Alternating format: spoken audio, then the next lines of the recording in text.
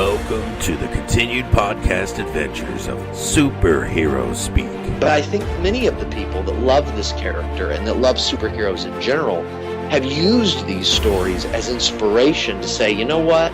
I'm going to do something good in the world. I'm going to make a difference like my hero when I was a kid.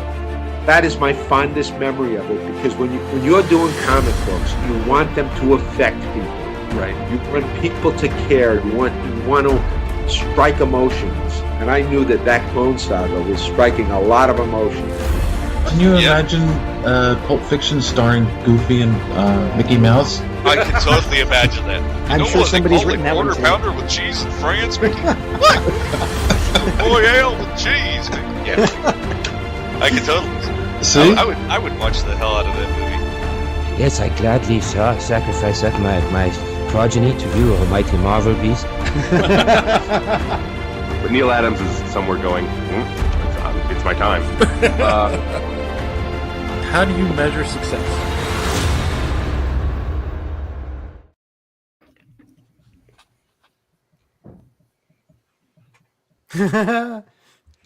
Dramatic pause. Dramatic pause. Can't hear you, Dave. Well, this is typically superhero speak. I don't know what's going on with Dave. He seems to be stuck. Welcome to Superhero Speak. That's Dave. I'm John. I'm JD. Dave's the guy doing this, who seems to be frozen in time. And I'm doing this. I'm gonna blame it on the cat. I don't know what's happening, but it's the cat's fault. It's probably the cat's fault. Obviously. We've been doing the show for 6 years, and none of us know. I've been doing the show for 6. You guys are doing it for 10. None of us know how to start the show except for Dave. This is what happens when you fall into routines.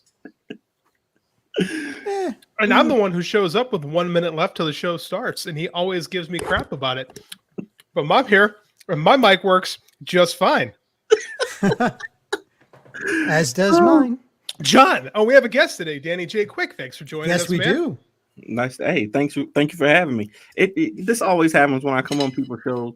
There's always technical difficulties right at the beginning. So this is probably my fault. I don't know how, but it's my fault. I'm gonna blame you because we're typically a pretty oiled machine. Stuff usually works around here, especially with Dave. He's the captain of the ship, and this ain't working. So I'll just go through. Dave, are you working? Nope. John, how was your week? We'll get started there. My week. Well, I had a 3-day weekend because of the holiday today, Memorial Day. Yeah, and now it's getting worse. It's getting hotter. It's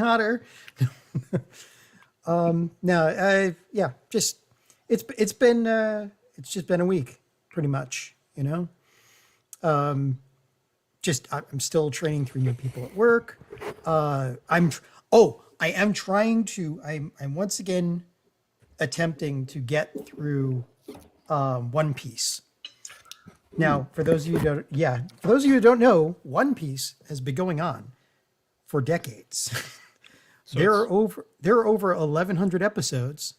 I'm at episode 206, and the reason why I stopped was because it is according to somebody at work who also knows anime, it is the worst arc you've ever heard of. And I think I polished off 3 shots last night getting through 2 episodes of this arc. But I only have a couple more episodes to go, and then it starts, according to this person at work, really good stuff. So we'll see what happens. Calling it One Piece is like a bit of irony because it's far from it. It's one of the top. It's like one of the top 3 anime. Like it's one of the ones that Danny, you I guess you've heard of One Piece. Oh yeah, no, I've heard of it. I wouldn't dare try to. I wouldn't dare try. I'm 38 years old now. I'd be 58 by the time I finished it. So you'd be lucky to finish it by the time we get to the heat death of the sun, because they're still making episodes. And the manga it's based on hasn't finished yet. Yeah, that's I mean, that's kind of. I mean, us superhero fans, us comic book fans can kind of get behind that, but we're not making anime based on, Superman, right? I mean, like, Superman has had various TV shows and different formats, but we wouldn't follow. There we go. We can hear you now. We wouldn't follow Superman from issue 1 to 1,000. Like, that would be, ridiculous. I will say this, though. comic book writers could take a couple of notes off of Ichiro Oda, the writer of One Piece. He is the master of the last minute save. Like he gets you really. First off, he's got villains that you can really hate, which is something that is missing. Like you really viscerally hate these people. It's something that's missing in a lot of comics these days. It's just villain of the week. And the other thing is like the last minute. Pulling our ass out of the fire. Here comes, Goku out of nowhere, or whatever. So, anyway, hi Dave, how you doing? We were having a conversation right before the podcast started. I don't know why my mic decided. Oh, I'm not going to work on it right now. You know what? It's mysterious that at the very same time your mic stopped working, your cat disappeared. Well, that's true too. Bitch. Yeah. So obviously we didn't properly introduce. We have a guest this week. Female dogs are bitches. Female cats are queens.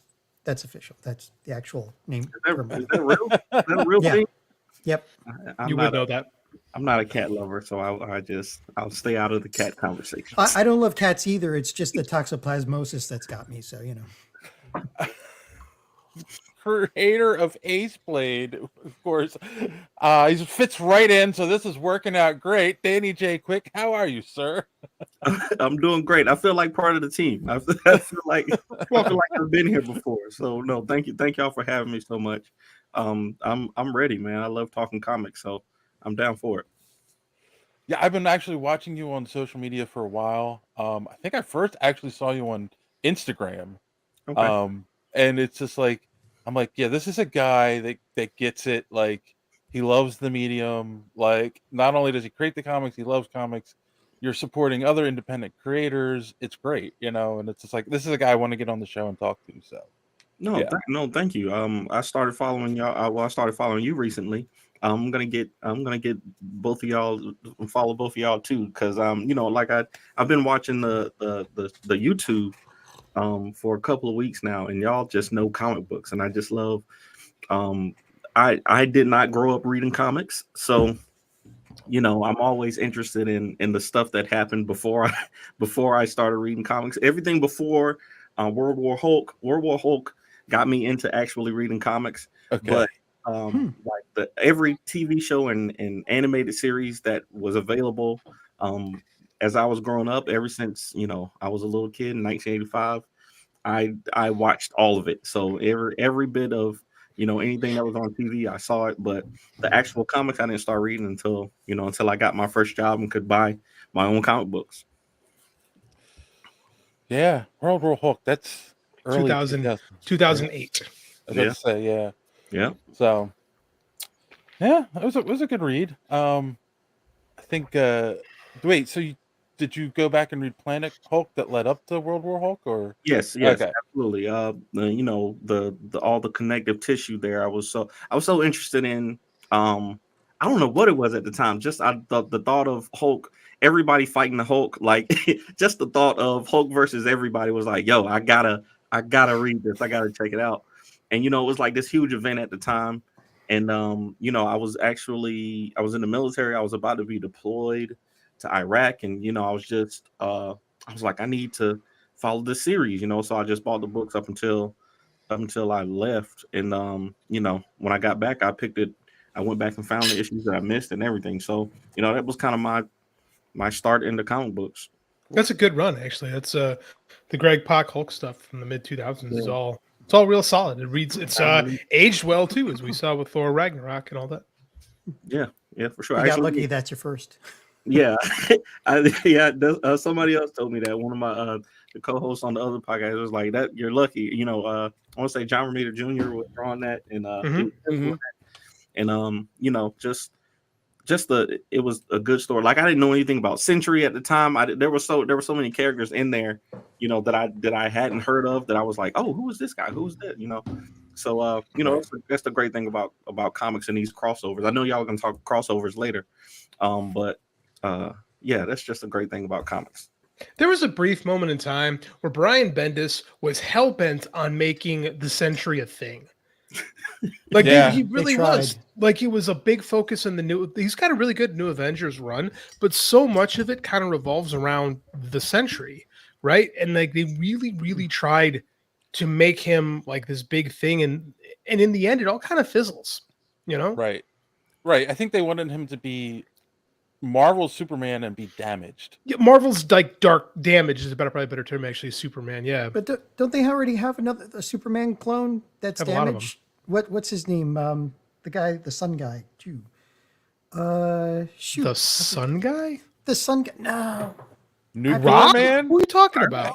I don't know. You guys are the experts for the Marvel side. Yeah, you're making shit up. I don't know who you're talking about. No, there's The another Sun guy who has almost all the powers of Superman. He comes from a different dimension, though, or he destroyed his own planet. So Hyperion?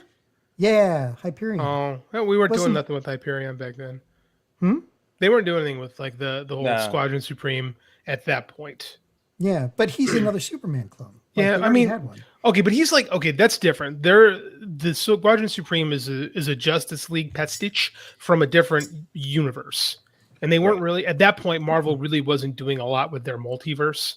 That really didn't happen again until Hickman got on Avengers. With at least with Bendis, your story is a little bit more streamlined. Typically, Dave, how was your weekend? It was good. Fairly uneventful. So for people who watch regularly, I've made up with my girlfriend. That's everything's good now. Like sands through the hourglass. I was so she's not the one that sabotaged your rig.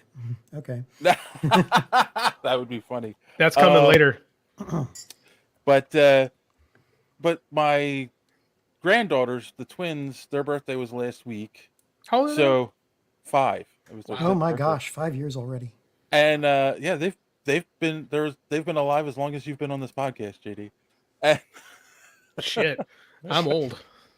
So to celebrate, we didn't get to do it last week.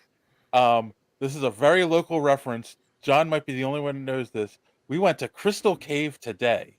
Oh, I've got the shot glasses. Yeah. What is Crystal Cave? It's basically just a cave that has a lot of stalactites, stalagmites, and minerals in it, and it's a tourist attraction. It's been around for hundreds of years, well, like 150 years or something like that. So it's literally a cave with crystals in it. Yes, right. Yeah. Yes. Oh, okay. And they do tours of it, and then they've got things to do around the cave, mini golf, and little attractions for kids and stuff. And you get what you pay for, I guess. Pretty much, yeah. So we did that. I did not realize how much climbing there would be in it. I was feeling my age by the time we were done, but no, they had a good time. That's what counts. So. Yeah. How about you, JD? Do anything fun this weekend? School is out. My first year as a teacher is finished, and I quite liked it. What do you teach? I teach graphic production, and I take graphic design, and video production. Oh, amazing! At the high school level, and I'm a high school wrestling coach. So that's I was in the film and video business for about 20 years, and then this past year, the place I coach wrestling at asked me if I wanted to teach. So I said sure. Jumped in head first, and it was a lot of fun. I quite liked it. Love it. Graphics. So you're teaching them the whole Adobe suite, or you're giving free stuff? No, we do the whole Adobe suite. We basically got it because basically none of these kids know how to work a Mac. So we basically start with Mac interface, and then I teach them how to Google search and how to save stuff on their computer because none of them have any idea how to do that, turns out. Wow.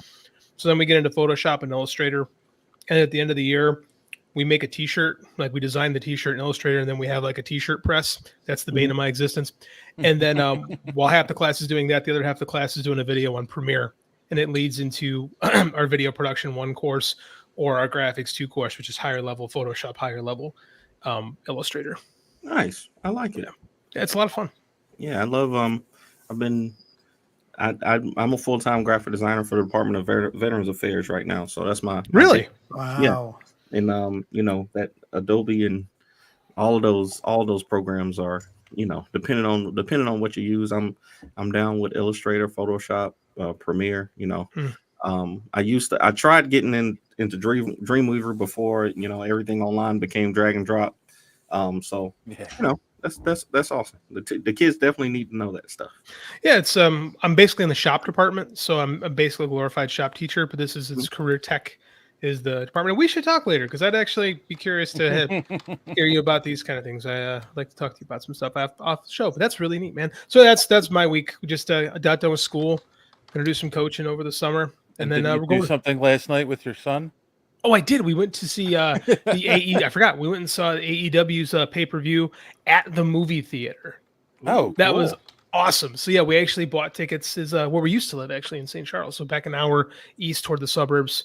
So yeah, we bought tickets and had some good seats. And we, the stadium seating, and you're reclined back, and it's on the big screen. It was really cool, and he had a blast. He was like jumping up and down during the matches. Like it was such a different experience than going to the movies where you got to be quiet. It's a wrestling show, so people are being a little over the top, a little boisterous. And my kid was like jumping off, and my cat telling me, "Hey, calm down." But I mean, we had a good time. We had a really good time. Cool. Yeah, it's fun. Love it. How about you, John? Anything worth reporting? John went already. You were too busy. Yeah. I picked up the ball and ran. But then it was fine. You did good. That's why you're here, JD. That's right. John will just let the ball dangle there. John was panicking, and I'm like, I can do this. I remember how to start the show, and then it occurred to me I have no idea how to start the show. It's just that they don't want me taking over the show and doing a whole thing on anime. 100%. Yeah. Or Dungeons and Dragons, because you did that once already. Please. Once. Oh, come on. Comic books, Dungeons and Dragons. There's a huge overlap in the Venn diagram there. No argument. Absolutely. How did you feel about that movie though? The D&D movie. It was good. Yeah, it was. Yeah. I keep saying this. It was better than it should have been. Better than it deserved to be. Right? Well, we went and I took my whole family. I mean, I don't know what it was. It might have just been that weekend that we were free to go do something. Mm-hmm. And I was like, let's go check out this Dungeons and Dragons movie. And we loved everybody in my family, from me to our youngest daughter who is 7. We all loved that movie. It was really good, and I was very surprised.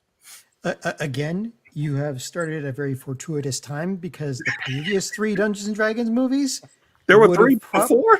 Okay, so bro, we review as a gag. We reviewed the 2000 movie with Jeremy Irons on the show. Original one.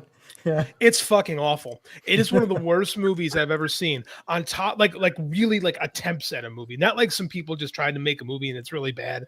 This was like professional people really trying to make a movie, and there's nothing good to say about it. Like Jeremy Irons is clearly just screwing around trying to buy a boat or something like that. His only stage direction was chew on the scenery. Yeah, chew bigger, all of it. Bigger, Jeremy, go bigger. And he's like, I'm raw. It's so awful. He honestly said in an interview that he did the movie because he just bought a castle. So yeah. You got to pay for that castle. Williams was in this movie. How come? What? I've never heard of this before. Yeah. There's a reason. Yeah. And then the next 2 were, I think, direct to video. Like they weren't even like serious. No, because we'll do some old movie reviews on the show. There's nothing to talk about. Like we'll review older movies, and sometimes we'll do bad ones just for fun. Mm-hmm. Superman 3, for example. This was not even fun to talk about. It was so bad that it wasn't even like fun bad. It was just boring bad, and it's like not even fun to make fun of. It was one of the worst episodes we've done. Yeah, I think the biggest sin in those movies is like that it exists. No, there's 4 people in the party, and there's a couple scenes where like only 1 or 2 people was written for them to go do something, so the other people stay back and they'll be like, no, this is not our task. And it's like, what? Like it makes like they couldn't think of anything better to write. It was just like, yeah. So now I gotta go watch it. I have to go see it now. See it and report back, because I have to go find this movie somewhere. It's shit. Let me tell you. I think you can watch it for free, like on YouTube or something. I didn't pay for it, so I know it's free somewhere. Yeah, we all watched it on YouTube for free. Yeah, YouTube. Okay. Yeah. So there you go. That's your homework. Don't give our guest homework like that. He'll never come back. Yeah, let us chase him away on our own before he decides. Okay. That's what our personalities are for. That's right. Terrible. How about you, Danny? Did you have a good Memorial Day? Do anything fun? Barbecue? We did well. My daughters cooked yesterday, but we had some family, come in town, but Saturday I actually had a very restful day. We've been so busy running the different projects and comics and running our businesses, me and my wife, and it was just good to have a day to just sit down and we watched. I want to say we watched 4 movies together as a family, like just sitting in the Wow. living room, popcorn and Mhm. whatever snacks we had in the house. It was just really restful, and I love days like that. And now I'm recharged to get back to work, so I love it. Cool. Good. I mean, Awesome. nothing better than that, right? So. Yeah. All right. Well, now for the most fun part of the show, social media madness. Get back here, JD. So actually, I kept it short this week because we have a guest, and mainly it was we had talked about doing a Marvel DC crossover. Who would be your 2 characters? Just to recap, John said Constantine and Loki. JD said Superman and Spider-Man. Wolverine. Oh, that's right. You did change it to Wolverine. I originally said Superman or Spider-Man and Batman, but that's already been done. So then I changed it to Lobo and Rocket Raccoon, and you improved upon the idea, JD, by saying, "Oh, make it like Midnight Run." Was that what you said? Or, I did say that Midnight Run, yeah, with Grodin and De Niro, yeah. Lobo has a bounty on Rocket, yeah. I forgot I said that. That's a great idea from me. I'm still a big fan of that one. Yes. So we asked the audience to supply some, but before we do that, how about you, Danny? Who would you like to see? One character from Marvel, one character from DC. Your dream crossover book. Oh man, I am a big fan of all of the Green Lanterns. I'd say maybe a I like that new Far Sector was good. So maybe Sojourner Mullen, on Earth with somebody from Marvel. Let me think. Maybe Sojo and somebody that would get on her nerves, that breaks the law a lot. I don't know. I can't think. Maybe one of the mutants from the maybe her and what's his name from the Brotherhood of the Brotherhood of Mutants. The Blob. Oh, yeah. That's a good idea. That might be fun. Her having to I don't know if y'all read that run. She was a detective out in the Far Sector. Her, those 2 forced to team up for something would be great. I think that would be nice and funny. Yeah, I like that idea. Cool. Some of the comments we got. Descent said Jimmy Olsen and Elf with a gun. I don't know who Elf with a gun is. Is that a DC thing? John, you're the DC guy. It rings a bell, but I can't. I don't. I got nothing. I have to look this up. 8-Bit Ray. 8-Bit Ray gave us Doctor Strange and Dr. Fate. We got that. Yeah. Cheater. Cheater, you know that, Ray. You're cheating. So. And Randy said Captain Marvel and Zatanna, which I like that one. That could be fun, actually. Yeah. I like that idea. Elf with a gun is Marvel. Is he? Elf with a gun? Oh, yeah, because Jimmy Olsen would be your DC. Yeah, Melf, the elf with a gun, and any known of unknown origin who uses a variety of bizarre disguises to murder seemingly random people for no apparent reason over a period of several months. How do I not know about this character? His path almost crossed that of the Defenders a few times. All right. Oh, okay. The Defenders books were weird at that time. All right. Yes. His name is Melf. Could be MILF, then it takes on a very different connotation. Oh my God. No, it could still have bad. Yeah, never mind. That's a Mark Miller book, actually. MILF with a gun. Let's see. Over on Twitter, we got from So Wizard, Nightcat, and I don't know who the other character is. What is it? Read it. No, it's not a name. He just gave us pictures. He didn't say who they were. Oh, it would help if I actually looked. Yeah. Almost. It's not quite Eclipse. But hang on. This thing is low. Because it has to be a DC person. So it's like white hair with what looks like, I don't know, is that a scar on his face? I'm not even sure. And then Is he sniffing cocaine? I don't Yeah, know. that's It's what it What looks is like. this? so weird. Dude, can you bring that up to show the people watching? Is Joey on there, the show? Is Joey? He's Joey- usually in the comments. Hey Tim, sorry. Well, I don't know what this is, and I don't know how to do a reverse, like a Google image search thing, reverse search. So Yeah, it's not ringing any DC bells in my head at all. This is like, it does look like he's just getting a face full of cocaine. hey, he's So weird. face full of yayo. Kasan said, I'll offer a slightly different one than Superman Jean Grey. I'd like to see a Superman Magneto crossover.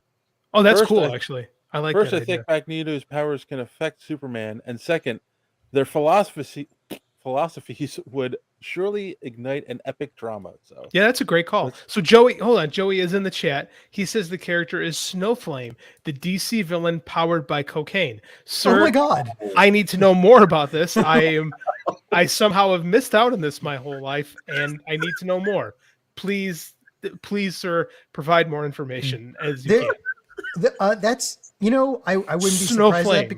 Snowflame. There were DC characters that were based on the various forms of drugs. Well, this one clearly. Oh my goodness. Yeah, this one's just taking drugs. There were others that were the embodiment of the drugs themselves.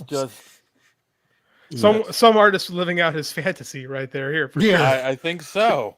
Let me just draw my life. Yeah, this is what do I want more than anything else? A giant 2 handfuls of blow. Usually that'd be an anime, but This is, man, it was very clearly the 1980s. Oh my goodness. Can actually, either that or is it a depiction of his bosses? I can actually hear Eurythmics in the background while looking at this picture. It is a very 80s looking villain too. Oh yeah. Wow. And the only other thing I included in Social Media Madness this week is we did get a shout out from Jason Lennox, who actually was on the show back in 2019 and said, remembering when I was on episode 294 of Superheroes Speak, just gave it the episode a re-listen tonight, and I forgot that we talked about the Satan coloring book, which did do well on Kickstarter. Awesome. I need to come back on the show very soon. So I forgot about that. The Satan coloring book. That was Jason, a weird episode. We'll get you back on. Yeah, maybe we won't talk about Satan too much, but that was a weird episode, man.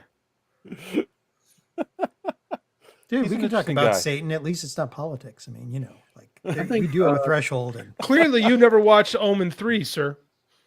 Yeah, that's the one where we run for president. That's the one where Damien Thorne. No, that's the Exorcist. The Omen is Damien Thorne. This is the one where he's played by Sam Neill, and he runs for president of the United States. Yeah, and impregnates a woman by going in the wrong way, because he's son of the devil. He can do what he wants, I guess. He can. He is the son of the devil. Have you seen these movies? They're horrible.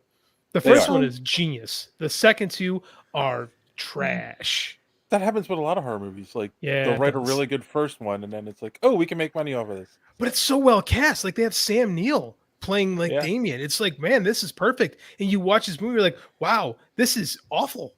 I remember there being a lot of weird, cuts. In that movie. Super weird. The editing is weird. It's almost like it was edited for time. Like they're like, this movie's 10 minutes too long, and they're just snipping random chunks out of mid conversation. You're like, wait, did we just cut to a different scene? It's not on top of being a bad movie. It's like a bad movie.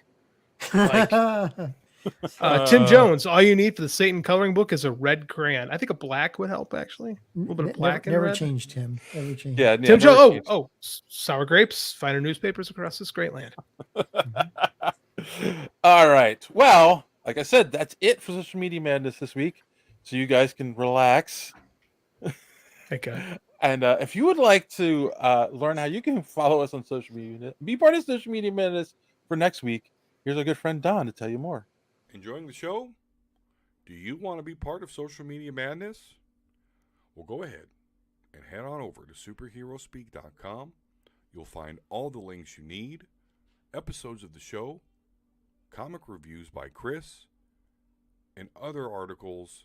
We're posting stuff on there all the time. And while you're there, you can also check out the rest of the Geek World All-Stars podcast network. include great shows like the Pop Prison Power podcast, Colt 45, baby, So Wizard podcast, Fans on Patrol, the Gorilla Brain podcast, and of course, Superhero Speak. Hashtag GW All-Stars, and you're not going to be disappointed. So, make sure that you are commenting on our Twitter articles. Could be a poignant comment, could be a stupid one. Either way, gives you a chance for Dave to possibly mispronounce your Twitter handle. All right, well, I've rambled on enough. Let's head back to Dave and the gents on Superhero Speak. And I've got the fireworks starting in my neighborhood. It's that time of year. It's that time of year. Don't forget to check out the Omega Level Nerds podcast, available on YouTube and wherever podcasts are available. And we usually use this point in the show, and I'll mute so people can hear, so that you can tell people, Danny, where they can find you online and find Aceblade. For me, the best place to find us is our website, fourthwallpros.com. And on social media, I am at the Aceblade on all social media platforms. All right, cool. And on that note, we will take a quick commercial break and be right back. More with Danny. Some podcasts are like this. I don't wash my hands. I don't really trust people that wash their hands because, well, one, I don't think it does anything. And some podcasts are like this. And let's be honest, I'm starting to think it's a scam because I have a very painful sunburn. They had no sunblock in the 1800s, but yet nobody was dying of skin cancer. So what's giving you skin cancer? Listen, that is a phenomenal point. But only one podcast is where you can get in-depth analysis like this. So like Max is like searching through these fake photos of his old fight for the murder memories, and we get another flashback, and it's the same. It's the same flashback. Fucking nothing has changed. No information has been added. Cave in skull, head explosion. Nothing about this flashback gives us anything new. 2 rings, grab a rope. Nothing about this is important. Why are you showing why are you wasting my time showing this fucking flashback that I've already seen? Was there a quota to show David Carradine's face like 85 times? It had to have been. You are now listening to Colt 45. This is Beat 'em Down. And I'm Random Randy Savage. Find us on all your podcatching apps like Podbean or Spotify. And follow us on Twitter, Instagram, and Facebook. Or just go to www.cult45podcast.com. Also, check out our YouTube for that sweet, sweet video content. Colt 45, the only podcast that puts hair on your chest. I figured it out. Randy goes above and beyond to find the dumbest white people in the world to put on his commercials. That can't be that hard a thing, man. No, that's not. Just go That's to that hard. any TikTok that a white person does. But he's found like these week after week, man. He makes these commercials where I consistently go, where do you find these morons? And he outdoes himself every single week. We learned that washing your hands isn't real, and people never had skin cancer in the 1700s when life expectancy was 35. Mind blowing. There's a lot of podcast material out there.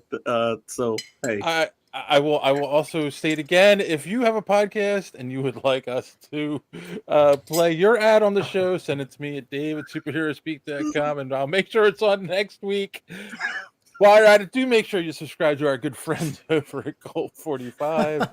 And of course, while you're here, hit that subscribe button. Click that bell for notifications so you will not miss us when we go live, normally on Sunday nights. So let's get into this, Dan. We normally like to start off by asking, a simple question like Aceblade. What is the elevator pitch? Ooh, the elevator pitch for Aceblade. So I would say, imagine you believe you're the best fighter in the world. Okay. But before you get a chance to prove it, your fight manager says that he's been setting up fights for you, and tonight you have to lose or they're going to kill you and him. Okay. The only catch is that you're fighting people with superpowers and you have none. All right. So do you decide to win the fight and risk it, or to throw the fight and save your friend? So that's kind of how Aceblade starts with that. Cool. Cool. So where did the idea come from? Actually, a situation kind of like this. Me and my friend were sitting around talking about our love of all comic book characters. A friend of mine, Christoph Hollers, we were working at we were actually working at one of the companies that made Pokemon cards here in America, way back in 2000 something or another.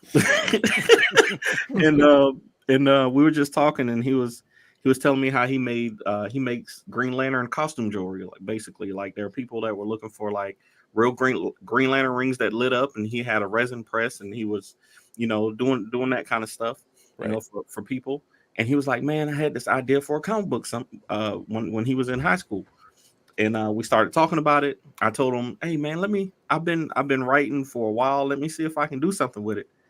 Came back literally the next day with like 4 stories. And he was like, "Man, this guy's crazy. What is this? What is this?" Well, I didn't know he was serious. But I ended up getting deployed shortly after that, probably a couple of months after that. And while I was in Iraq, I just kept writing, kept creating stories. I stayed in contact with him through Skype at the time, because Skype was popping. Yep. And when I came back, I had basically, I want to say 40 chapters of Aceblade stories written. And we went and got it. We did a little self-publishing thing, got it edited and everything like that. But then he ended up taking me to my first comic book convention in 2012. I think it was 2012. We went to Heroes Con in Charlotte, North Carolina, and Stan Lee was there. And literally, it kind of blew my mind that there were, not only was Stan Lee there, but there were people there who were just regular people who made comics. It wasn't, it wasn't all Marvel people. It wasn't all DC. It was just, there were people there who had their own books that I'd never heard of. Artists who were drawing prints and cosplayers and all this stuff. And I was like, oh, so we can just make a comic book? Like we don't need anybody's permission to do this. Right. So, ever since then, I was like, let me learn the process of making comics. The first 2 Aceblade comics we did, mostly traditional pencils and inks, and all that stuff. And then learned that it's faster to do it digital. It's so much faster to go digital. And and when you're indie, it's a little more cost effective too. So since Aceblade number 3, we've been doing mostly, we still do some traditional pencils and stuff like that, but mostly digital. And now we got 6 books of Aceblade out. We got Aceblade, Lumberjacks, King Supreme. We got spinoff. We got a podcast. We got all kinds of stuff. So, that's really it. So you went from not reading comics growing up, reading them in 2008, to being deployed and coming back with 41 chapters, you said, of a book. Like, that's awesome. What was it that made you fall in love with comics so much? Oh no, I always loved superhero characters, man. Like I had this funny story that I told my wife. Not just superheroes, but I mean Ninja Turtles also. You got, Ninja Turtles a comic book too, So I remember one of my earliest memories is April 1st. My mother took me. I had to be 5 years old. My mother was getting her hair done, and I was sitting in the ladies' living room watching.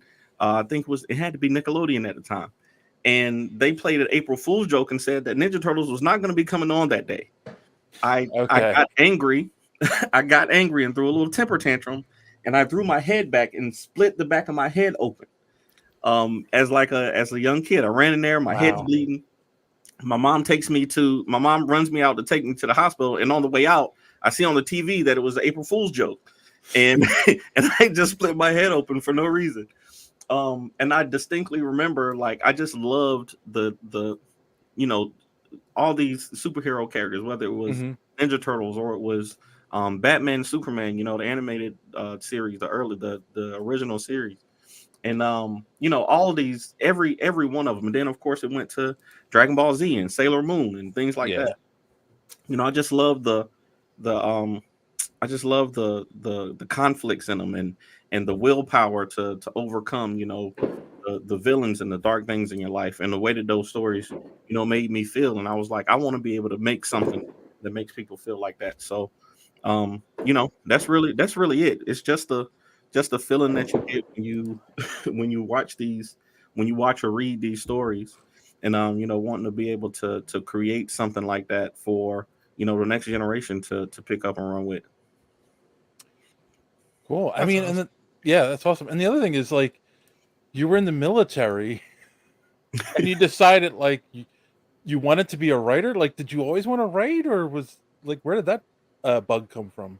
Yeah, it was. I've been writing and drawing as long as I can remember. My mom was an artist, and I always say now my mom kind of lives vicariously through me, because she was she was an artist. But my dad ended up going to prison when I was very young. So for like the first 8 years of my life, my dad wasn't there, so she had to work, all these jobs to take care of me. So she really didn't get to pursue her art, so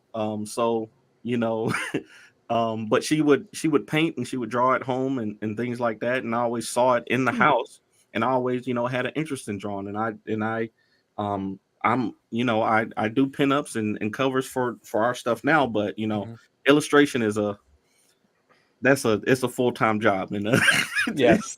you really have to be dedicated and take your time with that, especially when you want it to be high quality stuff. With the books that we put out, I want to be as close to Image, Marvel, DC quality as we can, and it would be literally one book every 4 years if I was doing it. So but yeah, I've just been writing and drawing ever since I can remember, whether it was poetry or narrative stories, and just decided, like I said, when we went to that comic book convention, I was like, oh, I don't have to have a literary agent or a contract signed to do this. I can do it and just put it out there. And then the internet, social media just made it possible to find people that would be interested in buying those kind of things. Yeah. It is amazing how many independent comic book artists and authors there are out there. Because when we're going to all of the conventions, like, there are entire rows of those people hawking their wares, and that's only a smidgen of the people that are actually out there. Oh, yeah. Yeah, it's a huge thing with these conventions. I think most, like, even the larger ones, they have the indie islands and artist alleys and stuff like that. Mhm. But most people come, of course, to see the celebrities and their childhood heroes and stuff like that. But it's always cool to see the local artists who are working on Aceblade or whatever it is that they have too. So, Danny, you weren't really into comics as a kid. What was kind of your influences creatively growing up? Like, what kind of stuff seeps into your work now that maybe influenced you as a kid? Ooh, nobody's ever asked me that before. I'm good. You can tell who the writer is. Yeah. No, I think like I said, my father was in prison for the first whole 8 years of my life, but he came out of prison very institutionalized. In 8 years, a lot of stuff can happen. So it took him another 8 years to kind of be a decent person. Like it took another 8 years for me to see him as a decent human being. So just the way now, my dad is one of the best people in the world. Like, I wouldn't trade that dude for anybody. But when he first came out of prison, he was terrible. He was abusive. He'll tell you himself. It was bad. But but my the growth that I seen in him and the patience of my mother, to deal with him and to still be raising me and my 3 brothers and sisters, during all of that, and to see his growth.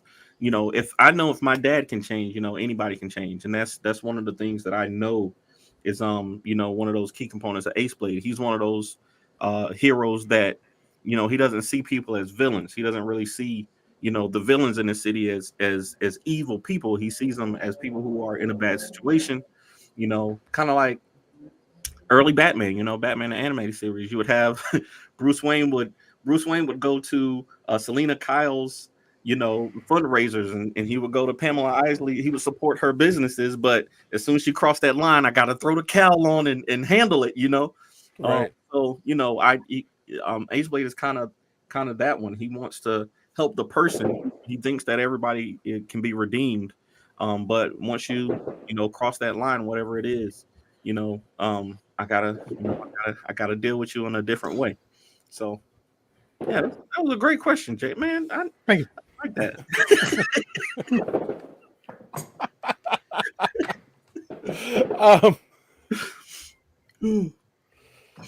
Yeah, I mean, obviously it's funny.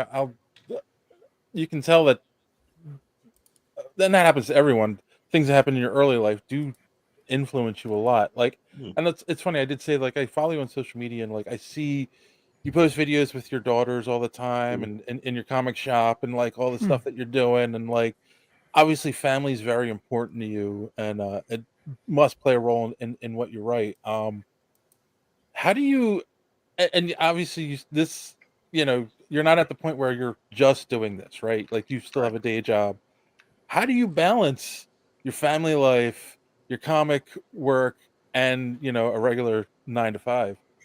Yeah, it's tough. But it helps that all of my kids are into art. They all love anime. They love going to comic book conventions. All of them want to be around the things that I'm doing, whether it's here. Like my youngest daughter, I'm telling you, she's gonna be an amazing artist someday, because she's 7 years old. And I know every parent says this, but she's like the best artist I've ever seen. Like for a 7-year-old, this little girl is doing some amazing stuff. So not every parent of a 7-year-old says that. Let me tell you, as the parent of a 7-year-old, my son got all A's in school except for art, where the teacher said he tries really hard, and I appreciated it. So you have a talented daughter. Embrace it. Okay, I'll take it. No, but it does help that they, I can take them with me to most conventions. Whenever I go to comic book stores, to either talk to people about comics, or I'm setting up, or free comic book day or whatever, I can just bring them along with me. Those things help because there's not a lot of time. There's not, everybody has the same 24 hours, but with a full-time job and 4 kids and a wife and 2 businesses, that kind of sucks it up. So it's good that I can, bring them up here to the studio, and they don't mind helping me sort through these 500 comics. Like they look at these books and they ask questions, and they see stuff that they're interested in. And that's kind of part of it. So and then when we get tired of them, they can stay at home today if they want to. They can have some time away from dad. So that definitely helps. And the reason I ask is because I hear this from people all the time. I've said this myself too. It's like, I would really love to do this, but I just don't have the time. Yeah. And obviously, if you're passionate about something, you are going to find the time. Yeah, for sure. I agree with that. So, Aceblade grows over the course of these comics, right? Like, yes. So, where are you pulling the idea? Like, how are you managing the growth? Where do you pull that from, like, in your life? Like, where do you get the ideas from? He's going to realize this and become a better person, or this and become a horrible person, or something like that. Yeah. Like, I think that's the one thing that's kind of really relatable about Aceblade is that for Aceblade, he kind of stumbled into this. He didn't think that he was going to be a super, he was out here trying to get revenge for what happens in the first book. His manager does end up dying, because of a decision that he made. And he says, man, I'm going to go get revenge. But then once he gets there, he makes another decision. He says, man, I can't do this. I'm going to become, like Batman says, if I take this step, I'm going to be just as bad as them. So I have to find a different way. And he sees the whole city that he's in. He's in Vegas. He's in our fictional Vegas city. And all the people around him are, doing these risky things, to hit it big, because that's a place that you go when you want to, you want to bet it all. If you want to, risk your life savings, you can do that, and they'll let you. And he said, I don't want to be that person. You know, I need to, if I think that this is a bad thing, it has to start with me. You know, I have to change, and I have to show people that there's a better way. And hopefully, you know, the people that I meet along the way I can influence them, and then, you know, and we can change the community that way. And that's a real thing that I believe, is that, you know, every person that you come in contact with, everybody has their ups and downs, everybody has their flaws, but if you can do something to inspire them or to change them, then, you know, that can go a long way. That's the same thing. I think I heard y'all talk about that with comic books before. We read these comic books because we see the we see the best versions of ourselves in these superheroes, and we see the worst of ourselves in these villains. You know, and it really does affect us and make us want to be better. Did you pull any of like that idea of I cross this line, or, you know, I want to be a better person, I want to, or, you know, seeing people for the situation that they're in and not what society is, you know, framing them as. And you don't have to answer this if you want, but do you pull any of that from when you were deployed? Yeah, absolutely. See, y'all are doing it. This is y'all are really doing it.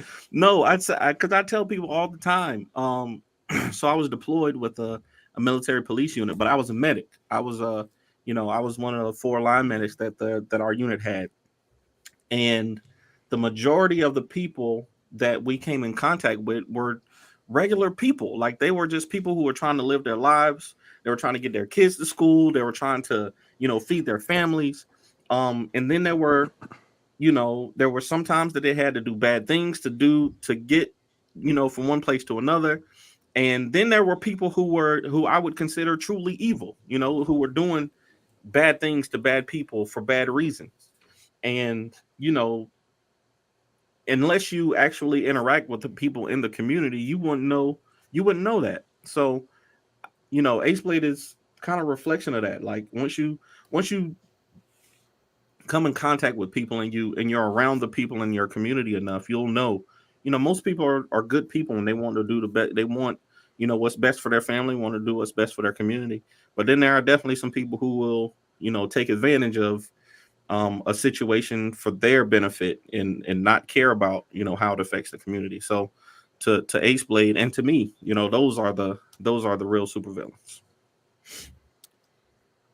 And I'll take it a step further.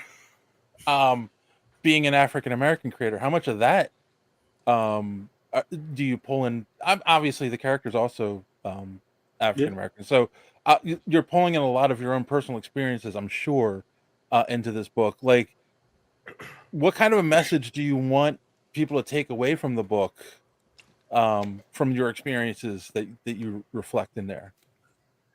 You know, it's funny. Me and my me and my partners were talking about this, because Aceblade is probably the least black of all of our superheroes. Okay. So Aceblade is, of course, he's African American, he's black, but Aceblade's issues don't necessarily deal with the black community as much. You know, there is a scene and I didn't even mean to do this, because, you know, it just happened to happen. But there's one, you know, scene in the first Aceblade where the cops around him is like, stop resisting, you know, stuff like that. And, you know, he's like, not today. And he, you know, he escapes and flee. He, you know, he fights against the cops and he flees, and then, you know, he comes back. And there was somebody who read it and was like, yeah, I understand what you were trying to do with that scene. I was like, oh, actually, I wasn't trying to do that. Okay. but if you saw it there, then cool. Right. But I think that the thing that I want for people to see in Aceblade is that, you know, that we're all human. You know, everybody, like you said, you know, we all grow. We all have, you know, issues in our own lives, and, you know, the majority of people want to do better. So you just keep on, you know, whatever the situation is, you know, just do the best that you can and try to learn from it. And as long as it doesn't kill you, it can, you know, it can usually help. Cool. So what do you see down the line for you? Is Aceblade something you kind of want to stick with, or do you see yourself trying to transition to the corporate comics world? Are you kind of happy doing your own thing on Kickstarter? I like some consistency would be nice. I'm not gonna lie. It would be nice to be able to have somebody, you know, pay me to make these books. But Aceblade is kind of like I have a plan for Aceblade. Aceblade is kind of our long term comic. You know, if we do 200 issues of this, I would before my life is over, I would consider it complete. But I do want to write. I want to write for Marvel or DC, or I want to create projects for. I submitted for the Milestone Initiative when they were doing that. The beginning of last year. Yeah. Because I have a great villain for for Icon that I think would be amazing. So I do have ideas that I want to share with the big two or the big four now, and I would love some consistency of getting paid to do this instead of having to go out here and and do Kickstarters, three or four times a year. But I think something that we're working on with these comics is going to be something that takes a long time, and if we can keep making money with these books, we'll keep making them. Even if we can't, really, we're going to keep making them because I think there's an important story to tell on them. But I would, if you know somebody at Marvel or DC looking, tell them I'll definitely do a good job for them. Preferably Marvel, because having a movie in your belt wouldn't be so bad either. That's very true. That's very true. Well, speaking of Kickstarter and making money, you currently have a campaign going on, Harlem and Black Rose. Yes. What's those books all about, and let the people know how they can support it. Absolutely. So Harlem and the Black Rose, this is actually one of the first times that we are doing a comic book outside of the main continuity in our universe. We call it the Fourth Wall universe, where Aceblade, King Supreme, and Lumberjacks, those are our main, those are our big three characters. So this Kickstarter, we have two comic books. One of them is connected to the main continuity. That's Harlem's Renaissance. She's actually a spinoff from the Lumberjack series that we have. And then we have the Ballad of the Black Rose, which is the one that I wrote. And it's a kind of a Western. It's a country Western with a sci-fi twist. It's about a family trying to start a new life out in the Wild Wild West, but there's something on the land that they bought that is that's kind of strange and weird, that's interacting with the daughter that they have, and the local lawman want that land for themselves. So it's one of those classic Western stories that you've seen 1,000 times, but just with a little sci-fi twist. And for now, it's not connected to Aceblade in any way, but it might be down the road. We'll see. And the other book was Harlem's Renaissance. Harlem's Renaissance. It's actually about Lumberjacks is one of the other heroes in our universe. Okay. And his niece, was actually killed and resurrected, and now she's been resurrected with superpowers, and she doesn't know why. She doesn't know who killed her family, and she doesn't know why she was chosen to be brought back to life. Okay. So the first issue, kind of goes through that origin, introduces you to the characters and her power set and things like that. So it's two different comic books, but we got them both done around the same time, and we didn't want our Kickstarters to be bumping into each other. So we decided to do them together. Cool. Yeah. How do you? Oh, I thought you were going to say that. How do you go about finding other people to hook up with to work on the book? So the writers, other artists. Do you have do you have a process, or do you just kind of I meet this guy at a convention, he's cool? So our main guy, Wally McNair, he's an artist from Charlotte. I lean on Wally for literally everything when it comes to. He's pretty much our art director for our company, because if he can't do a project, then he'll usually know somebody who is. He's really well connected. He's done work for Image and DC and some Archie comics and stuff like that. And he's really well connected. So usually if I can't find somebody online that I trust to deliver the product on time, deliver pages and colors on time, then I'll reach out to him and say, hey, do you know anybody who's looking for work, that has this kind of style? And he can usually find somebody for us. Yeah. But it's in the indie zone, it's really hard to find somebody who who is kind of has the style that you want and also in the right price range, and who also doesn't already have 10 other jobs lined up. Usually once an artist can prove that they are consistent and on time, Marvel and DC is going to snatch them up, and we're not going to be able to afford them anymore. Or one of the other 10 companies that's looking for comic books, or that's looking for stories and artists to be made now. So we try to catch people early, and then we try to just keep connected with people who we've been working with over time, and it's been it's been working for us so far. Cool. I mean, talking about artists that you can trust to get stuff done, JD can tell you a thing or two about that. He actually he's on this podcast because he came on as a guest promoting a comic that had issues because of issues with an artist, and now he's on here. So You ever see that Seinfeld where Costanza just keeps coming? That was me. I just kept showing up every week. That usually works. That consistency, hey, that'll definitely get you on the team.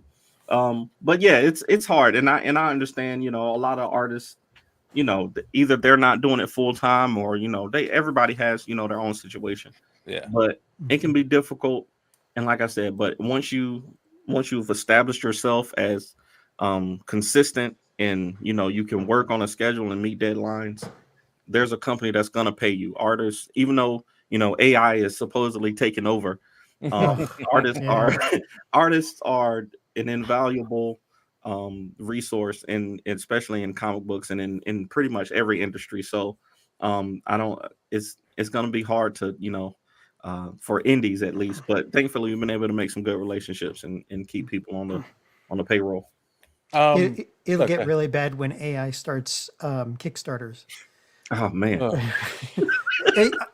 I see, like your Kickstarter's got like 8,400, and you've got a lot of variant covers and some really limited edition stuff, sketch covers and stuff.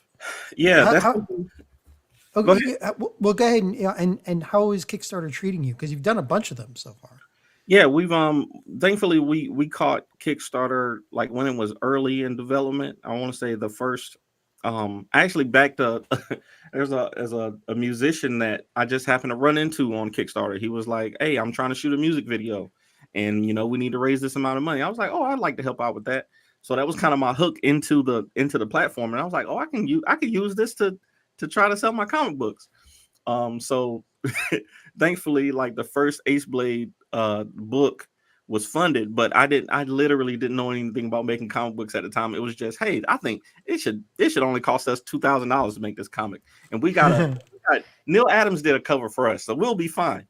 But Neil Adams, even at the time, was charging like $500 or $600, so that like ate the whole budget up.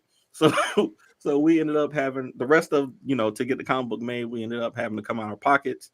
And people were waiting. And I hated the fact that people were waiting on us because we spent the money that the Kickstarter gave us on these two big things. But it also let me know that people love variant covers. Like the comic book community loves to follow their favorite artist. If if that artist has a following, people will buy their comic books. And me personally, I just love to see artists do their renditions of our characters. So, if for nobody else, I do it for me. And then if other people like it, then so be it. So yeah, Kickstarter is definitely the home for independent creators. It's a great model, but I think you've said this before, JD, like you kind of have to have the product ready to go and done. Oh yeah.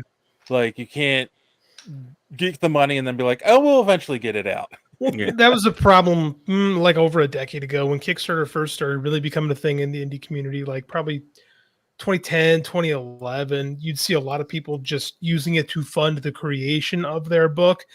And there was so many like bad stories that came out of that. So many people got burned. So it's become now, 2023. Now it's, it's pre-orders basically. And that's why I sell people when I'm doing my novels. I always tell people, hey, it's a pre-order. Book's done. Here it is. You're just ordering it ahead of time. So this is just a sales platform. And then because it gets the idea of crowdfunding out of their head. Because Kickstarter is crowdfunding, but it isn't, right? It's not GoFundMe. You're not saying, please help me. You're saying, hey, please buy from me, buy this, which is a much more convenient thing for most people, because most people feel much more, it's weird to say it, but people are far more comfortable if you're trying to sell them something than if you're asking for their help. Right? Yeah. Does that make sense? There's a mental aspect of that. Well, it's also like not just selling to them, but like drumming up interest because of all the For sure. extras and the tiers and all that. You give away a bunch of stuff and it gets people saying, "Oh, look, I got this pin. Where'd you get the pin?" "Oh yeah, I got it on Kickstarter." You know, it's like, well, so it's not just because that. other stuff other than books, like they still use Kickstarter for actually, funding stuff. Like I'm on a Kickstarter flip die. Like I'm waiting for that. That's been in development for almost a year now. Kickstarter tech is definitely different than Kickstarter reads, right? There's definitely a difference between the programs, and like Kickstarter isn't the only crowdfunding platform available for creators. It's just the best, and because you're on Kickstarter, they're good about helping you get the word out. It's got a name brand now at this point that people trust. Like usually people say, "Oh, it's a Kickstarter." Okay. Like it's not like 2010 or 2011 where people are like, "What is this Kickstarter thing? Why are you begging for money?" It's not like that anymore. It's become the point where major publishers are putting out their books through Kickstarter because they know they'll reach into a different audience than comes into the shop on Wednesdays. Right. It's still newer in my world of, prose writing, but in the comic world, it's like, if you're not in the shops, you're a Kickstarter guy. And there's tons and tons and tons of writers and artists who make good livings off Kickstarters who will, never be, guys that you'll see in the comic book shops. It's just the way it is. It's the home of creator work, right? That lives in Kickstarter now. Yeah, I think the so Kickstarter is definitely the platform. I mean, I basically know comics like tech, and I rarely back anything outside of comics. I want to say I've backed 200 and whatever comic books, and I think it definitely helps that the creators are delivering more now and quicker. I think that's one thing that's really helped us is that we had an Aceblade book, we had a Lumberjacks book. And now we've got the Black Rose book. Now that Black Rose is on Kickstarter, the Aceblade books are getting to people. The Lumberjacks books are going to be getting to people during this campaign. So it also helps, that we can put a little thing in there to say, hey, we got you this book. If you like this one, check this one out. So people who backed you before can back you again, and then it's always great to use your social media platforms to bring new people to Kickstarter too. So I'm going to ask you the. I think this is an obvious question, but I don't know. A lot of times when we talk about superhero comics, it's Act 2, right? It's the middle act. The heroes always return back to normal. They don't normally grow and change. There's only very few books that do that. And then there's never an end, right? Where that's like the big difference between the comics and the movies. Like Tony Stark had to die because Robert Downey Jr. was getting too old to play Iron Man. Right. Do you ever see an end to Aceblade, like a way to bring his story to an end? And you don't have to spoil it, just in your mind. You ever see like you actually bring it to an end? That's actually the goal. I think one thing that we're learning from manga, just like you were saying earlier, one thing we're learning from manga is that the new audience, like even my children, they go to comic book stores and they're not looking for Batman or Spider-Man, comic books, because they really don't know where to start. They've seen some movies, they've heard of these characters. Miles is literally in a multiverse right now. There's 1,000 Spider-Man, and they don't know where to start. So I think what's great about indie comics is that literally this first book came out and you can catch up to it right now. But I think and I know you're going to ask this later, but the future of it is, short runs, not necessarily short runs, but self-contained stories. Yeah. And Aceblade definitely has an end. Lumberjacks doesn't necessarily have an end, but this main story of Aceblade will definitely have a beginning, middle, and end. Like I said, this character is going to grow and change and become, something else. And maybe he'll hand off, maybe there'll be another Aceblade somewhere else. But the story of Terrell Durham as Aceblade will definitely have an end. Yeah, I mean that's one of the things we talk about on this show a lot, is the barrier to entry, where it's hard to like pick up Amazing Spider-Man 395 and figure out like what's really going on in this story. And like the MCU started out like, oh, this is a fresh way to look at it. Now by the time you get to Endgame, it's like, wait a minute, how many movies do I have to see before I see this one? Yeah, exactly. Well, with manga, it can be the same. I mean, One Piece started in what, 1997? Yeah. So yeah, there are definitely some longer ones with manga, but I just think that it's pretty cool that you can pick up stories like like Aceblade or Masters of the Edge or any of these indie books, and and kind of know where it starts. I mean, you might not know where it's going to end, but at least you know where it starts. You can get that first issue, and check out the story, and if you like it, it's something that you can keep up with for hopefully a long time. Cool. And one of the latest videos you put up, you were showing you have the graphic novels now, like you have collected editions. So that's a great way to start too. Like just like what is the first 4 issues you have collected, or Right. We got the graphic novel with the first 4 issues. So in the graphic novels, you got those, and then you have some special features in the back. How they do with comics. Yep. You get some behind the scenes stuff, and then in ours you have an intro into villain season. Issue 5 of Aceblade is where we introduce to a whole gang of villains that you'll that'll interact with Aceblade over the next 10 or so books. So it's an introduction into that, and then you go to issue 5, and then 6 is the next arc. So yeah, that's something I think indie folks are going to be getting into. More collected trades. This is a self-contained story. These 4 comic books is the beginning. This is the origin. Or if you want to see all the villains, then check out this next arc or whatever. Yes. So that's what I'm saying. Like anyone watching this right now, there's where you start. Go pick up the graphic novel. So well, go to the Kickstarter and pick up. Yeah. Go to the Kickstarter first. Then Kickstarter first.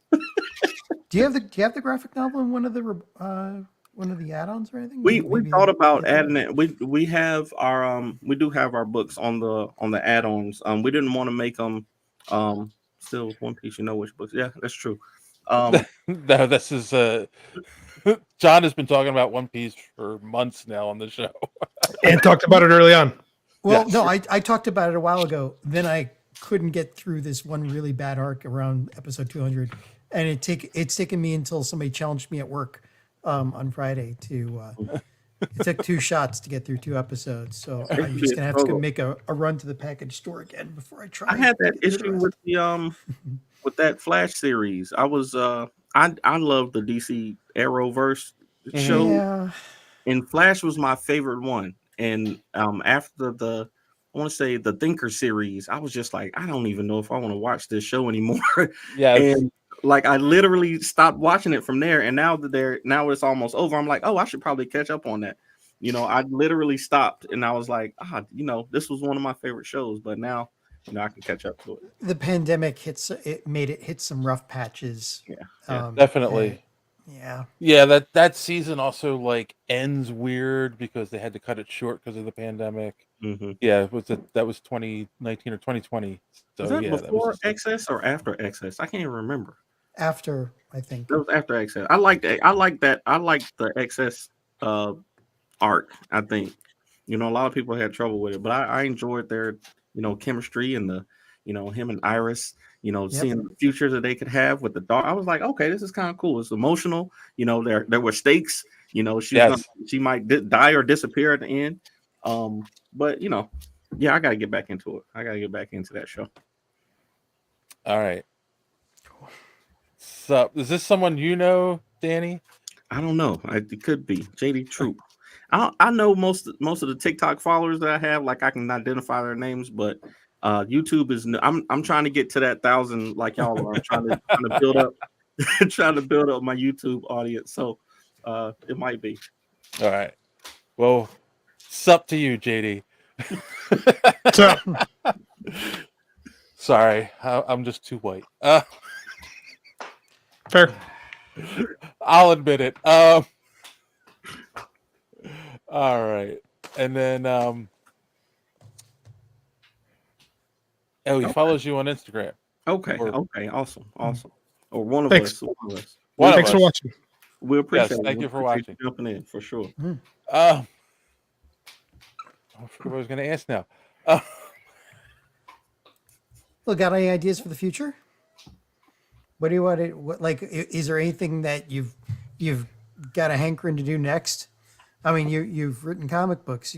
What have you been working on lately? Some short films and video games. No, my brain is good and bad because it doesn't stop working.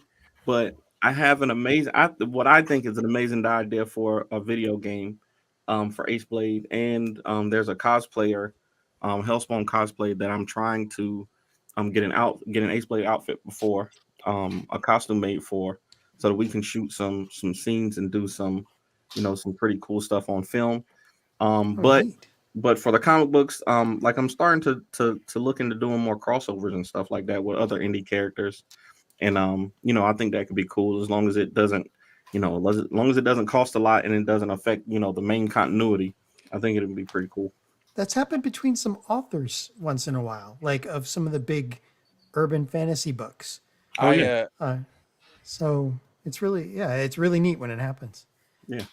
Oh my God, my mind's going blank. Someone that we had on the show quite a few years ago, what he did is he filmed a short for his independent character for his comic, and he would have that playing at his table at the cons, and it's a great way to get people to come up and like talk to you. And we're friends on Facebook, and I'm blanking on his name, and it's driving me nuts because he's gone on to direct. He's a TV director, and he's done Flash and Batgirl and like all those shows.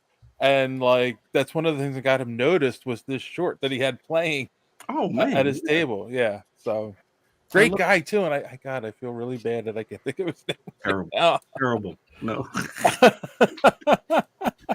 All right. So I'm gonna ask you the question that okay. Two questions that we normally wrap up on. The first one being, we normally sign the podcast off by saying, "Don't let your cape get caught in the door," which obviously kind of started as a joke, but it's kind of morphed to mean, don't let your shortcomings get in your way of your success or reaching your goal. What is something, shortcoming in your life that you've overcome to get where you are today? Shortcoming that I've overcome is I wasn't always not being in art, or not being a traditional artist. I think like we talked about earlier, we have strengths and weaknesses. I know my strength is graphic design, even though I have a passion for traditional drawing. I love pulling out a pencil and pad, and I would love to draw my own comic book, but I know I'm too much of a, if it's something that I created, I'm gonna take so long on it because I'm gonna see every detail that I missed, and I'm gonna want it to look like Jamal Campbell or John. I'm gonna want it to look like Jim Lee drew it, and I can't do that. So just the initial hurdle of getting over the fact that okay, there are other people who can do this part of the job, and I can focus on the things that I do well, that I can do quickly and hit my deadlines on. And it takes a team, and learning that it takes a team. I know a lot of indie creators out there that want to do it all themselves. They want to do, whether it's I don't have the money to pay you, or I just don't want to give up ownership, or I don't want anybody to have control or whatever. And if it wasn't for all of these amazing people that I've worked with over the years, these books would not be out. We would not be successful on Kickstarter. We would not be able to put out content for social media. We just wouldn't be able to. So getting past my own ego, and knowing that people can help and people can do a better job than me at things was a huge thing for me. Cool. And then of course the question we always wrap up on is, how do you measure success? How do I measure success? I think it's in maybe it's in Impact. I think I want to say Impact. Like if you can, I had early on when I started doing comic book conventions, we had this young kid who came to the convention. Kevin Eastman was there. He was at the show, and you know, of all these other creators that were around, we had one comic book out at a time, one Aceblade comic book at a time, and this kid came up to our table and he bought a T-shirt. He had his mom buy a T-shirt from us, and then the next year we came back to the same show and he wore the T-shirt that he bought from us. And I was like, yo, Kevin Eastman was at that show. I'm sure he had some dope Ninja Turtle stuff. There were other creators, and this young kid came back with our stuff on to come see us. And I was like, yo, that was one of the best experiences in my entire life. As a creator, this young kid who never heard about these comic books before, and then he was like, he read it, he liked it, and he wanted to come back and see if he could find the next one. By that time we had another book out and then Lumberjack's book, and it was just amazing to kind of see that he are you talking about Eric Dean Staten? I don't know, maybe. Who was that? I think that one was for you. But yeah, it was just great. Oh yeah, Eric. No, Eric is that's there you go. Eric is the director. Yes. Yeah. I know William Withers. He's a great guy. He's gonna be actually drawing some, if that's the same William, it looks like him.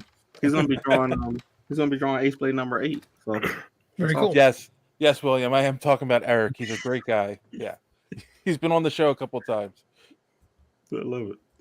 So sorry that No, that's perfect. No, that's William is awesome. But yeah, I think it's just an impact. If you can, like I said with Aceblade, if you can impact one person, you never know how far that'll go. So we make these stories to impact the community and the people that we that read our stories, and I think that's how I measure success for sure. Cool. Yeah. Yep. That's him. Yeah. All right. We are going to take one quick break. We'll be back with our main topic. Hey, Spidey, isn't Marvel's new Pizzazz magazine fantastic? Fantastic, but not perfect. But Pizzazz has the lowdown on Jaws, too, and more Sean Cassidy picks than his mother. It's sensational. Sensational, but not perfect. How about Pizzazz's Goofy Guide to TV? It's wild look at sci-fi movies. It's games, puzzles, comics. What could be more perfect? Me on the cover. Not the Hulk. Pizzazz, the almost perfect new monthly from the off-the-wall gang at Marvel Comics. That's an oldie but a goodie, JD. Come on. I'm done critiquing you for not finding new stuff. I've been finding new stuff for months now. Maybe I should give it a go. I've tried, and Dave ignores me whenever I share stuff that I find. Ignored. Never, sir. Always. You've shared twice. Has either one of them made it to the show? I don't remember. There you go. All right. So we've kind of hinted at this a little bit. I wanted to kind of talk about since you're an indie creator, and we've been talking about the future of comics a lot lately on the podcast. Actually, I'm kind of interested. We'll go around the room first. Who is one of your favorite? It could be a team. It could be an individual character. And doesn't necessarily have to be an indie. It could be one of not the big two, because like a lot of books start off as indie and then the company takes off afterwards. But yeah, let's go around. Who is one of your favorite characters or teams that isn't in the main two? And Danny, if you're not ready, we can make John go first. I got a whole list, so I'll let y'all go first. Okay, JD. I love. I'm biased, but I'm going to go with Rich Duick and Alex McCormick. Their Road series, Road of Bones, probably the best horror comic outside the big two that's been written in the last decade. So that's easy for me. All right, cool. John's struggling. I am struggling. He is searching. He is searching. No, shoot. Spencer and Locke. Oh yeah, yeah. That is a great book. That was it. Yeah. Books. Oh, that was great. Books, There's yeah, two, but yeah. Spencer and Luck by David Pepose. Pepose. Sorry. Yeah, we've had David on the show. That was Yep. That That's was awesome. great. That is a good one. I would have picked it, but Danny said them earlier. I've been wearing the shirt tonight in honor. Of course, the book that kicked off my love of indie books is the original Teenage Mutant Ninja Turtles run. I know it blew up. It became one of the most commercial things ever. But I always say this: if you've never read the original books, go back and read them. They are so different than everything you think you know about the Teenage Mutant Ninja Turtles. Actually, what was it? They call it Secret Galaxy now, but well, it's Secret Galaxy. Former Toy Galaxy. Toy Galaxy, but now they've changed their name to Secret Galaxy for some reason. They don't just do toys. Well, that's probably why. They just did it was early 2000s Turtles cartoon where they were trying to get back to the darker tone of the books, and then they made them change it up at the end, and it got real goofy, and they time traveled and all this stuff. But yeah, so that's a good show. Exactly. It was closer to the books, people died, it was bloody, they were ninjas, that was the whole thing. So yeah. Right. I would have also said Zenoscope Robin Hood, but because they sometimes team up amongst and as much of the as much as it's mostly eye candy on the covers, it's still some of the best writing I've read. I mean, I like it. Eye candy's always good. The eye candy brings in the eyes, and then you read the story. It's like, hey, this is really good. I think we need. I can't say more eye candy in any comics because there's a lot of it. But I was just having a conversation with another creator, and he was saying there's no sex appeal in these indie comics. We need to we need to jazz it up a little bit. You might be right. A couple of covers with Aceblade with his shirt off or something like that.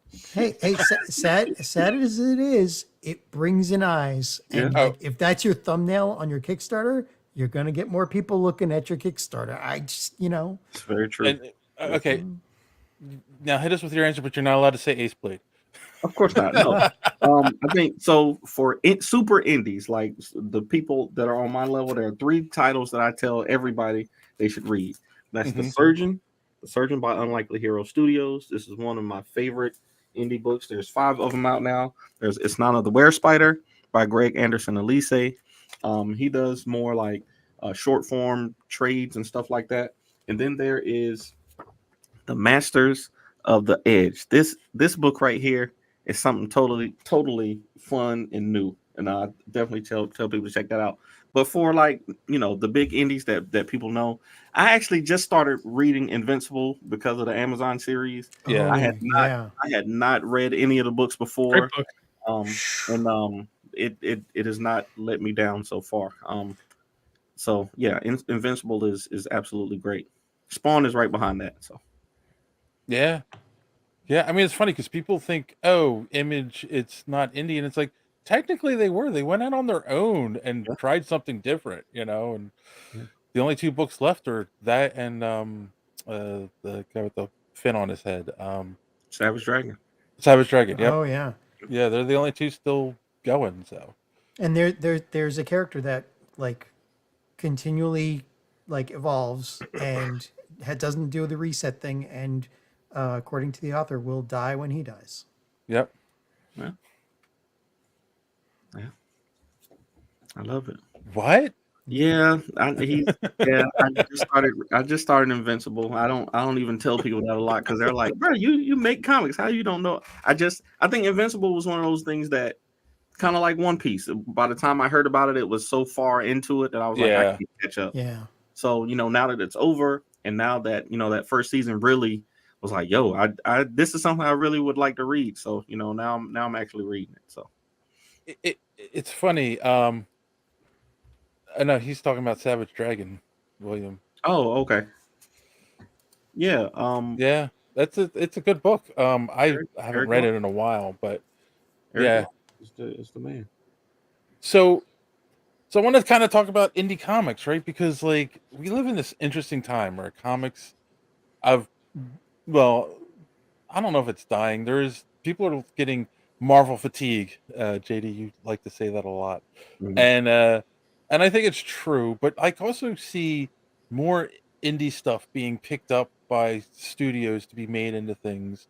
So I'm kind of curious what people think. Like, where is the future of indie comics?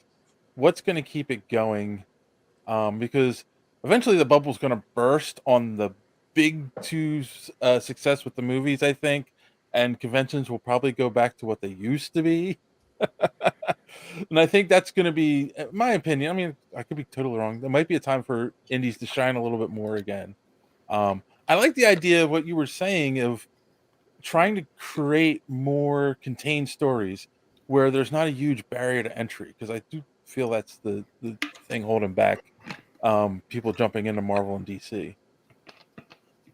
Yeah, for sure. I think there because like you said, the bubble is gonna pop eventually. I think one of the reasons that I started actually making comics is because I was like, okay, I know everything that I need to know about Batman at this point. I can only see Uncle Ben die so many times. Spider-Man. Kind of Even in morbid. the movies, like it was like every time they would redo Spider-Man up until the recent one, it was like, okay, I got to see Uncle Ben die again, and I already knew this, you know.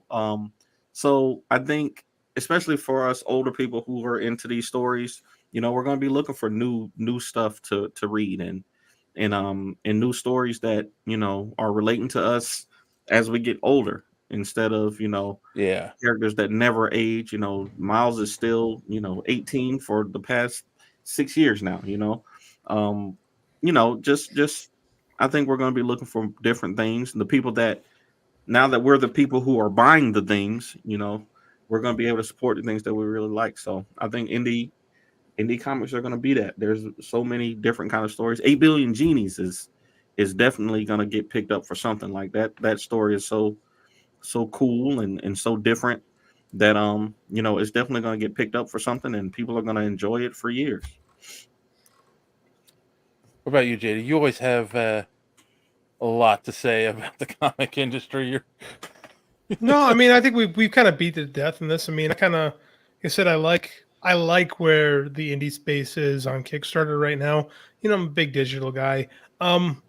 They're doing a better job of reaching new readers and different readers than mainstream comic writers than the mainstream is right now.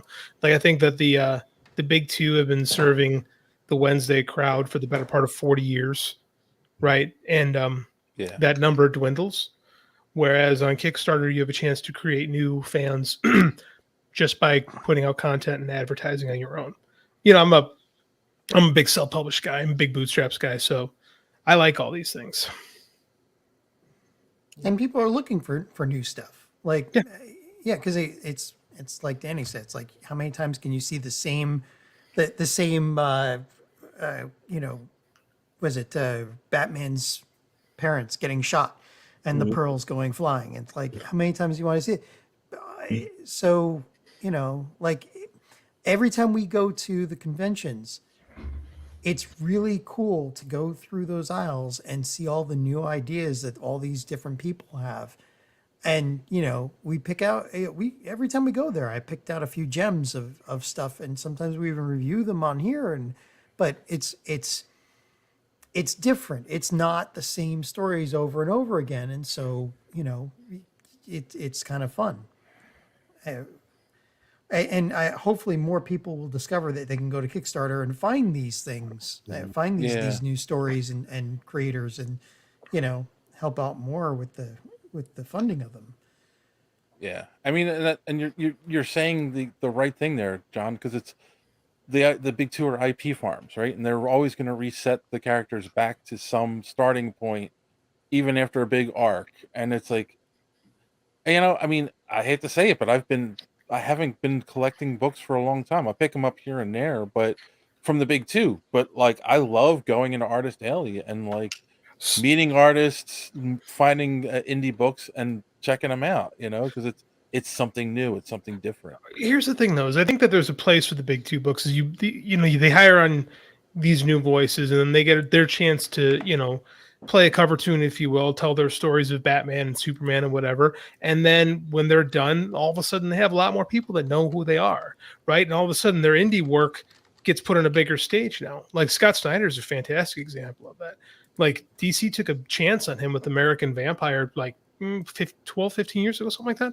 And then they gave him Batman, and now he's one of the most prolific indie. Like, I don't know, calling him an indie writer is fair, but he does his own thing, right? He's got to deal with Amazon, where his books come out through Amazon before they even get published. Like, that's not possible without his run on Batman, right? So I think that is a good thing, just as someone who reads them. Like, how many times can I read the same Batman story, right? I think there is positives to that.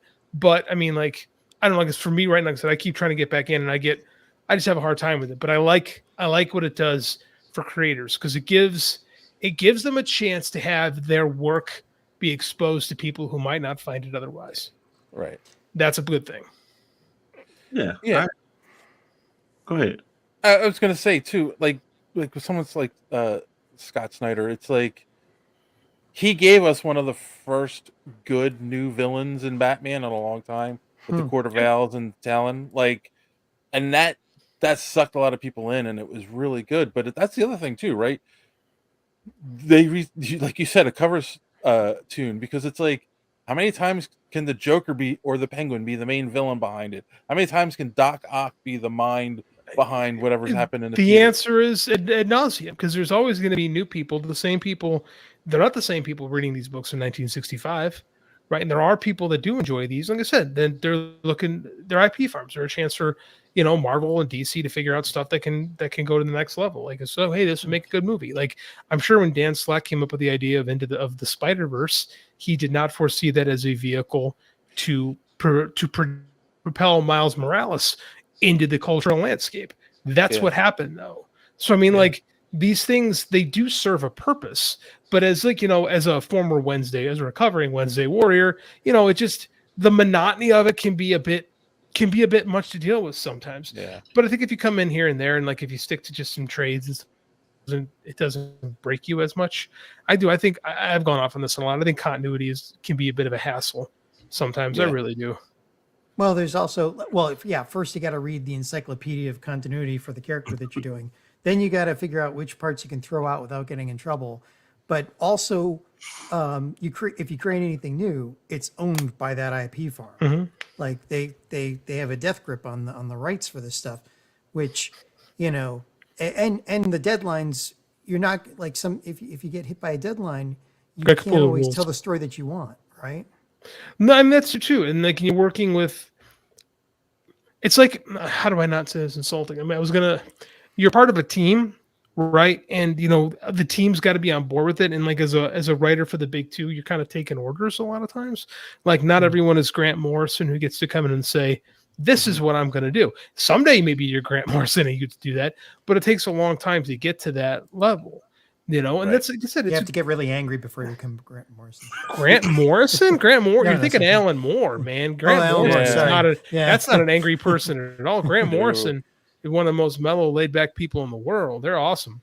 More angry, especially young Alan Moore. But I mean, like, it takes a while to get to that level. So I mean, it is what it is. It's just the realities of the comic business today. And I think there's some opportunities for especially indie folks. I know Stephanie Williams, like, she wrote the Nubia series that came out last year, and because Nubia isn't, one of the main, characters that people look for in DC, but she's connected to Wonder Woman, So some people know about her, but some people didn't. But that series that she did was able to kind of put her into the limelight. People can see, that she's she's a great writer, and that, they might want to hire her for some other stuff. And now when she comes out with her own independent work, she's going to have, a larger audience to be able to fund her own stuff. And also the stuff that she created for DC, will always have her name attached to it. So if any of those characters, like, they brought back the Well of Souls for for the Island of Themyscira. Like they, all that stuff that she brought back into continuity is, pretty cool. But at the same time, she doesn't own it. So she wants to, make her own thing. And now she has the audience that she can do that. Yeah. I mean, there's been quite a few people that will jump in, get to work on one of the big two, write something good and people like it, and then they'll jump back out and do their own indie book after a while. And that's great. And as long as you can go in and add something to those 80-year-long characters that people like and will hold on to, yeah, then you can definitely do that. But some people, now you're kind of like, I'm trying to think of like a good example. Like, I'm sure some of the people that worked on the Clone Saga, oh God, couldn't do that. Yeah, my mouse isn't working. Oh my God! Ooh, insert Blue Chew ad. Greg Capullo. Williams says Greg Capullo artwork doesn't hurt either. No, they were a perfect team on that Batman run in the early 20 teens. Yeah, that was like a highlight that was the highlight actually of the New 52 was Snyder and Capullo Batman. Yeah, because they were allowed to like do what they wanted. They already liked what they were doing, so it's like, oh, you guys just keep doing it. Yeah, they had a lot more freedom than pretty much anybody else at that time. They were lucky. And they paid off. They wrote good books. Or they created good books, I should say. Yep. All right. So I guess we're not going to solve the indies problems tonight. What do you want to do tomorrow night, Brain? Same thing we do every night. Try to save the comic book industry. I love it. All right. Well, you know what? I think this might be a good place to wrap up. So let's wrap up with what we always do. First, we go around and we ask if you have any recommendations or did you learn anything on the podcast this week? And of course, Danny, you can plug all your wares and where people can find all your great books. So the floor is yours. I actually have a mainstream recommendation. I started reading Superman again after 10 years of not reading Superman. I'd hated Superman for a long time, but they got one of my favorite artists. They got one of my favorite artists to do this series, Jamal Campbell, and that Superman run with him and Lex Luthor having a team up is pretty darn good. I'll have to say it's pretty good. So I think they're on issue 6 right now of 8. Okay. So run back and get those. And I did learn something this week. I did learn something on the show. I learned to be myself. So thank you. Oh, cool. Usually we get a snarky answer with that. I don't even know how to handle that. Yeah. Wow, is that praise? What the heck? All right, JD. I ain't learned shit. No, I learned that I'm very interested in Danny's work and I need to go check it out. I also, how I feel about Superman. I have not been reading the Josh Williams Superman run, and perhaps that's something I need to rectify immediately. So I'm gonna go pick that up actually. Recommendations. I am currently reading a book called Blood and Fire. It's the history of a pro wrestler called The Sheik from the 1950s and 60s in Detroit, and it freaking rules. This is one of the best biographies I've ever read. It's absolutely The Sheik was a maniac, and it's awesome. So again, this is someone that says, "Hey, I think you'll like this book. You love wrestling. Check this out." So I have been, and I'm like, "This is absolutely fantastic." Because I'm about to wade my toes into trying a nonfiction book of my own. So this has been it's a different kind of nonfiction book, and I'm really really enjoying it. So what I like too is the writer does the read of the audiobook, which I like because too often writers don't read their audiobooks and sometimes people don't do pronunciations of names and stuff like that right. It always takes me out of the moment. So having an author read his own work, I think is pretty cool. So I'm digging on that. So yeah, Blood and Fire. That's my recommendation. Cool. John. So I watched this Justice League X Ruby. How was that?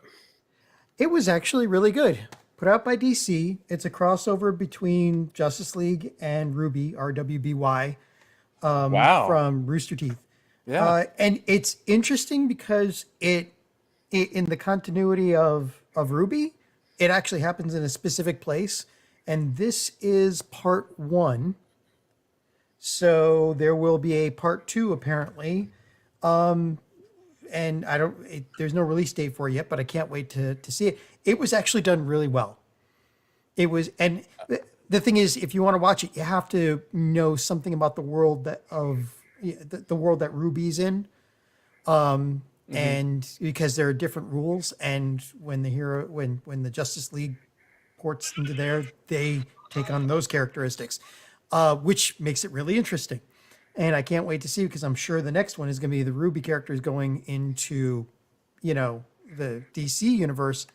And that will be interesting given that what their powers are and how they normally work. So, yeah. So I recommend it. The storyline was very good. Pulls out a pretty decent villain. And I think it actually might affect the current DC animated universe as well. The movie side. So like it's literally in their continuity as well. Like I said, I love crossovers when they're good and done by people I know. The other thing is I'm going to watch this over the next week.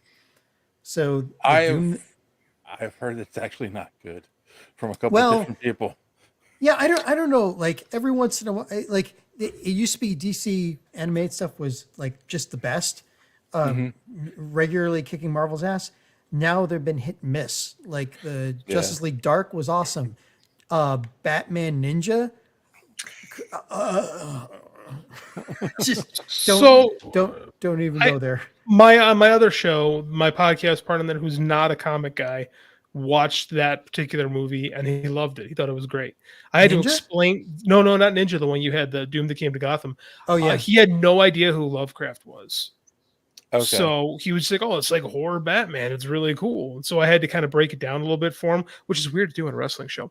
But I kind of explained to him like what it was and what cosmic horror was and all that kind of stuff because he was so completely foreign to him. But he really thought it was awesome. Okay.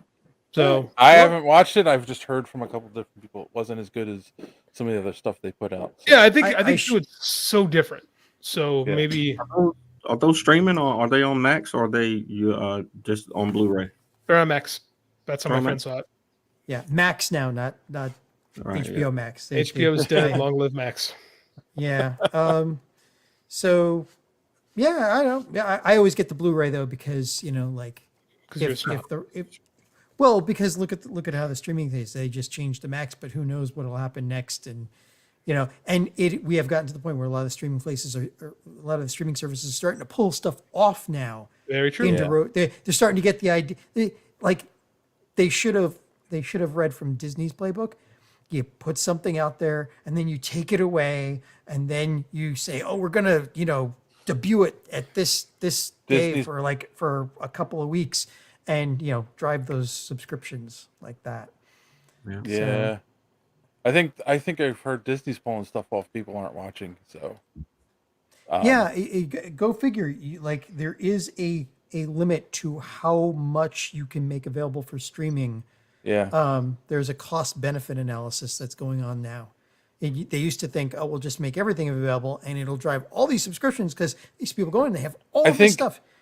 I also think when it's too cluttered with everything that they've ever made, people have a hard time finding what they really want to watch. Depends on the interface. Netflix, pretty good. Amazon Prime, oh my God, you can't find anything on there. I feel the same way about Disney Plus sometimes when I look at old just cartoons and stuff. It's hard to find what do I want to watch. There's a new season of Mystery Science Theater 3000. After it dropped off of Netflix, they made another season from a Kickstarter. It's on Amazon Prime. I cannot, for the life of me, find all the episodes of it. Wow. Yeah. And this is, so anyway. All right. I've taken too long. I will report back on Doom that Came to Gotham next week. So, I will say, first off, if you're watching right now and you're not subscribed, please click that subscribe button. Click that bell for notifications so you will not miss us when we go live on Sunday nights. I will also make an announcement to remind people who don't know, because we haven't said anything about it yet. We will, John and I, will be at Fan Expo Philadelphia this coming weekend. So if you see us walking around, come up and say hi to us. You know, we love meeting our fan. And okay, fan, the one fan. What's up, Bob? What's up, Bob? Good old Bob. Actually, Tim told me he's trying to get into New York this year. Oh, good for him. Hope he does. Yeah, so that should be good. Let's see, recommendations. Do I have any recommendations? I will recommend, like I always do, that you go to superheroespeak.com, where you can find the podcast every week. Links to all our social media at the top of the page, and of course, comic reviews by our good friend Chris, and so much more.